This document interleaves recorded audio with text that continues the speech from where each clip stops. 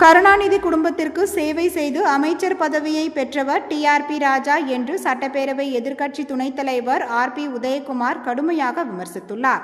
அதிமுக பொதுச் செயலாளர் எடப்பாடி பழனிசாமியை அவதூறு செய்யும் வகையில் பொய்யான செய்திகளோடு கேலி சித்திரம் ஒன்றை திமுக தகவல் தொழில்நுட்ப பிரிவு செயலாளரும் அமைச்சருமான டிஆர்பி ராஜா தனது எக்ஸ் தளத்தில் வெளியிட்டுள்ளார் எனவும், அவர் மீதும் அதை பகிர்ந்தவர்கள் மீதும் சட்டரீதியாக நடவடிக்கை எடுப்பதுடன் அந்த கேலி சித்திரத்தை சமூக வலைதளத்திலிருந்து உடனடியாக நீக்க நடவடிக்கை எடுக்க வேண்டும் என கோரி மதுரை மாவட்ட காவல்துறை கண்காணிப்பாளரிடம் சட்டமன்ற எதிர்க்கட்சி துணைத் தலைவர் ஆர்பி உதயகுமார் புகார் மனு அளித்தார்.